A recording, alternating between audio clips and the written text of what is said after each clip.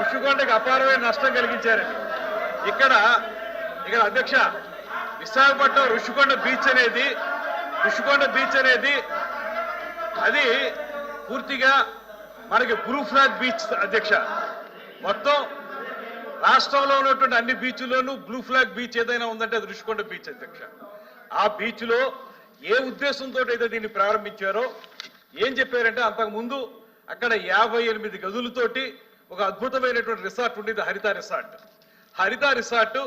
మనకి ఆంధ్రప్రదేశ్ లో ఉన్నటువంటి అన్ని రిసార్ట్స్ కంటే కూడా బెటర్ ఇన్కమ్ ఇచ్చినటువంటి రిసార్ట్స్. ఒక సంవత్సరంలో 7 కోట్ల నుంచి 16 కోట్ల వరకు ఆదాయం ఇచ్చినటువంటి రిసార్ట్స్ అవి డిమాలిష్ చేశారు. అన్ని అద్భుతంగా ఉండగానే అవి డిమాలిష్ చేసేటప్పుడు వారు చెప్పిన మాట ఏంటంటే, ఇంతకంటే అద్భుతమైన రిసార్ట్స్ కడతాం, ఇంతకంటే ఎక్కువ మందికి ఉపయోగంలోకి తీసుకొస్తామని చెప్పి అక్కడ వారు కట్టింది ఈ ప్యాలెస్. అందులో ఉంది, చదువుకోండి.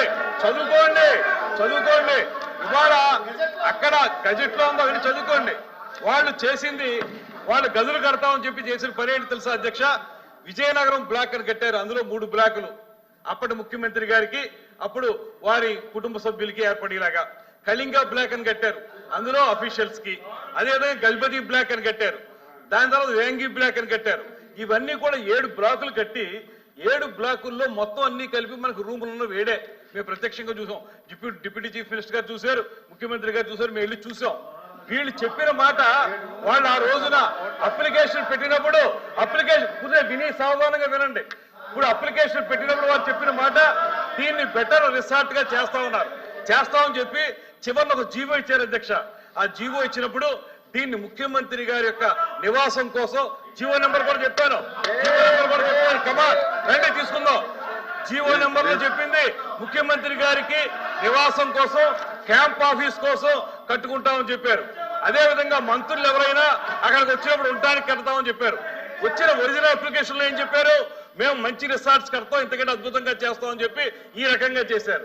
ఇందులో మొత్తం అన్ని కలిపి వాళ్ళు ఖర్చు పెట్టింది 481 కోట్ల రూపాయలు ఖర్చు పెట్టి, దీంట్లో బాత్ టబ్ ఉంది అధ్యక్ష 12 లక్షల రూపాయలు. అవి మొత్తం మీరు తీసుకుంటే లోపలికి వెళితే ఇంద్రభవనం అధ్యక్ష, ఇంద్రభవనం. మీరు నిజంగా జెన్యూన్ గా చెప్పిన ప్రకారం చేసుంటే ఎందుకు మీరు అందరినీ రానివ్వలేదు? మీకు ఆ రోజు ఒక సామెత ఉంది అధ్యక్ష, ఒక సామెత చెప్తాను. ఇది ఎంత వైలేషన్ అంటే స్పష్టంగా వైలేషన్ అధ్యక్ష. మీరు జీవో నంబర్లు ఇస్తారు, మీకు వాళ్ళు పెట్టిన అప్లికేషన్ మీ టేబుల్ మీద పెడతాను. ఆ అప్లికేషన్ కానీ జీవో నెంబర్ కానీ చూడండి, ఎక్కడా కూడా పొంతం లేదు. ఆ రోజు చిన్నభిన్నం అయిపోతే ఆ రోజు మనకి మనం ఏదంటే ఓం మహానగరం తగలకపోతుంటే ఫిడేలు వాయించినటువంటి నీరో చక్రవర్తి లాగా వ్యవస్థ సర్వనాశనం అయిపోతుంటే ఇంత డబ్బు ఖర్చు పెట్టి తన సొంత భవనం కోసం అతని ఆఫీస్ రూమ్ ఒక టెన్నిస్ కోర్ట్ అంత ఉంటుంది అధ్యక్ష. ఆయన ఆఫీస్ రూమ్ ఒక టెన్నిస్ కోర్ట్ అంత ఉంటుంది. ఇవన్నీ ఖర్చు పెట్టి ప్రజా డబ్బుల్ని ఇలా మోసం, ఇంకా సిగ్గు లేకుండా ఏ రకంగా మాట్లాడతారు, ఏ రకంగా అడుగుతారు వీళ్ళు, ఏ రకంగా ప్రశ్నిస్తారు? ఇంత అన్యాయం చేసి ఇవాళ జీవోలన్నీ పెడతాను నేను, వాళ్ళు చూసుకుని చదువుకోనండి, సమాధానం చెప్పుకోనండి. ఇంత అన్యాయం చేస్తుంటే ప్రజాధనాన్ని తోచుకు తింటుంటే ఇందులో ఎవరి ఇంట్లోకి ఎంత డబ్బు అంత డబ్బు తీసుకుని వాళ్ళు చేయడం ఒక్క జీవో చూడండి, మొత్తం జీవోలు చూడండి, జీవోలు చూసుకోండి. మంత్రి గారు ప్లీజ్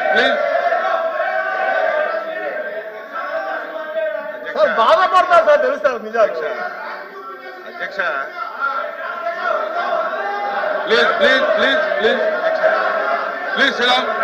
ప్లీజ్ మంత్రి గారు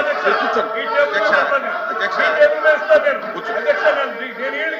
I don't want to yield because they are telling wrong. మా దగ్గర పూర్తి డీటెయిల్స్ ఉన్నాయి, అధ్యక్ష. ఈ జీవో నెంబర్లు కూడా ఇస్తాను నేను జీవో నెంబర్లు కూడా మీకు ఇస్తాను. జీవో నెంబర్లు కూడా చూసి మీరు చెప్పండి. I table all the GOs మీ దగ్గర పెడతాను నేను, రమ్మనండి. I don't yield, అధ్యక్ష. I don't want to yield. I don't want కూర్చోండి, కూర్చోండి. ఐ డోంట్ వాంట్ మీరు ఇది తేల్చాలి. వాళ్ళు చెప్పేది అబద్ధమా, నేను చెప్పేది అబద్ధమా తేల్చండి అధ్యక్ష. అధ్యక్ష, వాళ్ళు చెప్పింది అబద్ధమా, నేను చెప్పింది అబద్ధమా జీవో నెంబర్లు చూపిస్తారు. రమ్మనండి, మంత్రి గారు. ఓపెన్ డిబేట్కి రమ్మనండి, ఓపెన్ డిబేట్కి రమ్మనండి. వాళ్ళకి దమ్ముంటే ఓపెన్ డిబేట్కి రమ్మనండి. ప్లీజ్ ప్లీజ్ దమ్ ప్లీజ్ ప్లీజ్ ప్లీజ్ మంత్రి గారు మంత్రి గారు మంత్రి గారు వినాలి వినాలి మంత్రి గారు వినాలి ప్లీజ్ ప్లీజ్ ప్లీజ్ ప్లీజ్ మంత్రి గారు ఇక్కడ అడిగినటువంటి ప్రశ్న వేరు, ఇక్కడ అడిగినటువంటి ప్రశ్న వేరు, సబ్జెక్ట్ మాట్లాడుతున్నది వేరు. దానికి కావాలని వేరే డిబేట్ పెట్టుకోండి, దానికి కావాలంటే వేరే డిబేట్ పెట్టుకోండి, దానికి కావాలంటే వేరే డిబేట్ పెట్టుకోండి. ఇక్కడ అడిగినటువంటి ప్రశ్న వేరు, మీరు చెప్పేటటువంటి సమాధానం వేరు. ప్లీజ్ ప్లీజ్ ప్లీజ్ అచ్చెన్నాయుడు గారు మాట్లాడతారా? కూర్చో కూర్చో కూర్చో. అచ్చెన్నాయుడు గారు అధ్యక్ష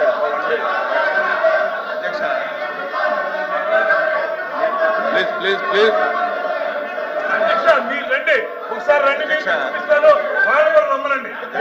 వాళ్ళకే తెలుసు. ప్లీజ్ ప్లీజ్ మీరు రండి, మీకు చూపిస్తాను. ప్లీజ్ కోచ్ కమిటీ వేయండి, వాళ్ళు కూడా తెలుసుకోమనండి, వాళ్ళు కూడా తెలుసుకోమనండి. అచ్చెన్నాయుడు గారు అధ్యక్ష కూర్చోండి కూర్చోండి. రాంగోపాల్ రెడ్డి గారు కూర్చోండి, రాంగోపాల్ రెడ్డి గారు కూర్చోండి, కూర్చోండి మీరు కూడా కూర్చోండి, కూర్చోండి. రమేష్ గారు మాధవ్ గారు కూర్చోండి ప్లీజ్ ప్లీజ్. భాషా గారు కూర్చోండి. శ్రీకాంత్ కూర్చోండి. అధ్యక్ష, అది వీళ్ళు చూస్తే ఈ రకంగా మాట్లాడరు అధ్యక్ష. వాళ్ళు బాధపడతారు. అధ్యక్ష వినండి మంత్రి గారు విమర్శలు వినండి. అచ్చెన్నాయుడు గారు అది అచ్చెన్నాయుడు గారు నేను సూటిగా అధ్యక్ష కాదు అచ్చెన్నాయుడు గారు ఒక్క నిమిషం కాదు ఇవాళ అడిగినటువంటి ప్రశ్నలు వేరు, ప్రశ్నని సబ్జెక్టు డిబేట్ అయింది. ఏమిటి? మీరు కాదు ఇక్కడ అడిగినటువంటి ప్రశ్న నేనైతే అధ్యక్ష ఒకవేళ దానికి కావాలంటే వేరే డిబేట్ పెట్టుకోండి. నేను అధ్యక్ష నేను అధ్యక్ష ఎవరిని విమర్శించదలుచుకోలేదు. ఇప్పుడే కాదు ఎప్పుడు విమర్శించను కూడా, ఉన్న వాస్తవాలు చెప్పాలి. ఆ రోజు అధ్యక్ష మంత్రి గారు మాట్లాడుతుంటే మీరు ఏంటండి అధ్యక్ష అరే మంత్రి గారు మాట్లాడుతూ గౌరవ మంత్రి గారు మాట్లాడుతుంటే కూర్చోండి అమ్మా.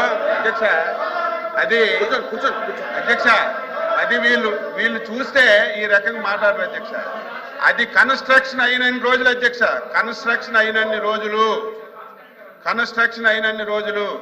ఎవరైనా సరే ఈ రాష్ట్రానికి కూర్చుంటే మీరు నూర్చుంటారా? అదేమన్నా మ్యాంట్రీయా ఏంటి? అధ్యక్ష ఎవరైనా ఒక ప్రభుత్వం ఈ రాష్ట్రానికి మంచి జరుగుతున్నటువంటి ఏదైనా ఒక ప్రాజెక్ట్ గాని ఒక కార్యక్రమం చేస్తే దాపరకం పెట్టదు అధ్యక్ష. అది ఎప్పటికప్పుడు చెప్తుంటది.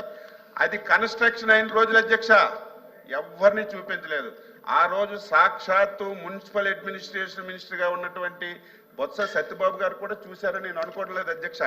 మొత్తం తార్పన్లు కట్టి మొత్తం అది ఒక పక్క పెట్టండి అధ్యక్ష. అది మేము ఎందుకు అంటున్నామంటే బిల్డింగ్లు అధ్యక్ష, బిల్డింగ్ నేను ఆ రోజు అధ్యక్ష ఆ రోజు నేను సభలో ఉన్నాను లాస్ట్ మున్సిపల్ అడ్మినిస్ట్రేషన్ మినిస్టర్ గా సత్యబాబు గారు ఉన్నారు, నేను కూడా శాసనసభ్యుడిగా సభలో ఉన్నాను. 4 రోజులు అధ్యక్ష ఉపన్యాసం చేశారు. ఏంటని, ఏదైనా ఒక ఎస్ఎఫ్టీ కడితే 4,000 రూపాయలు కడతారు, లేకపోతే 4,500 కడతారు. ఆ రోజు వినండమ్మా, వినండి చెప్పనివ్వండి, రికార్డ్ అవ్వాలి అధ్యక్ష. మేము ఎందుకు ఇంత కరప్షన్ ఎందుకు జరిగిందంటే అధ్యక్ష, ఆవేళ సత్యబాబు గారు రికార్డ్స్ ఉన్నాయి, అసెంబ్లీలో రికార్డ్స్ ఉన్నాయి, ఇక్కడ రికార్డ్ 4,500 రూపాయలు కట్టవలసిన ఎస్ఎఫ్టీ ఆ రోజు మనం అసెంబ్లీ, శాసన మండలి, అదేవిధంగా సెక్రటేరియట్ మనం కట్టి ఇది 6,000 రూపాయలు చిల్లరకి ఎస్ఎఫ్టీ ఇచ్చేశారు. మొత్తం చంద్రబాబు నాయుడు గారు, నారాయణ గారు మొత్తం దోపిడీ చేశారని అధ్యక్ష 5 రోజులు అధ్యక్ష 6,000 రూపాయలు ఎస్ఎఫ్టీ కట్టినటువంటి శాసనసభకి 5 రోజులు మాట్లాడారు అధ్యక్ష. ఋషికొండ ఎస్ఎఫ్టీ ఎంత అధ్యక్ష? 26,000 రూపాయలు ఎస్ఎఫ్టీ పెట్టి కట్టారు అధ్యక్ష. 26,000 ఎస్ఎఫ్టీ, 26,000. సిగ్గుపడాలి. చేసిన తప్పు చేసి చెప్పకుండా సిగ్గుపడాలి అధ్యక్ష. వీళ్ళు ఇంకా ఎదురుదాడి చేస్తున్నారు. సిగ్గుపడాలి. 480 కోట్లు అదే డబ్బు పేదవాడికి ఇల్లు కడితే 26,000 మందికి ఇల్లు కట్టించవచ్చు. 26,000 మందికి పేదవాడికి ఇల్లు కట్టిస్తే 26,000 మందికి కట్టించవచ్చు. దేనికి అధ్యక్ష? అదంట పర్యాటకం గురించి కట్టించారట. 5 రూముల అధ్యక్ష. ఒకటి ముఖ్యమంత్రికి, ఒకటి ఫ్యామిలీకి. అది చూస్తే అధ్యక్ష గుండె ఆగిపోద్ది అధ్యక్ష. ఎవరు చూడలేదు. ఇంత కళ్ళ ముందు ఇంత డబ్బు అన్యాక్రాంతమైన దోపిడీ జరిగితే సిగ్గుపడాలి. మీకు కూడా మీరు వస్తామంటే మీకు కూడా బస్సు వేసుకొని తీసుకెళ్లి చూపిస్తాం. అది చూస్తే ఒక్కడు కూడా మాట్లాడరు. ఇంత దారుణంగా 480 కోట్లు ప్రజా ధనాన్ని దుర్వినియోగం చేసి క్షమాపణ చెప్పవలసింది పోయి ఇంక ఎదురుదాడి చేస్తారు మీరా? ఎక్కడైనా ఈ ప్రపంచంలో ఎస్ఎఫ్టీ 25,000 కట్టింది ఎక్కడైనా ఉంది కదా చెప్పండి. 28,000 ఎస్ఎఫ్టీ ఎక్కడైనా ఉంది అధ్యక్ష? బాత్రూమ్ లో కమోడ్ అధ్యక్ష 13 లక్షలంట. 13 లక్షలంట. ఎక్కడైనా ఉందా? మంత్రి గారు మీరు ఇంకా సిగ్గుపడి మా ముఖ్యమంత్రి తప్పు చేశారని మీరు సిగ్గుపడకుండా మీరు ఇంక ఎదురుదాడి చేయడం ఇది భావ్యం కాదు. మీకు ఒకటే కోరుతున్నాను అధ్యక్ష, ఇవన్నింటితో చెప్తాం.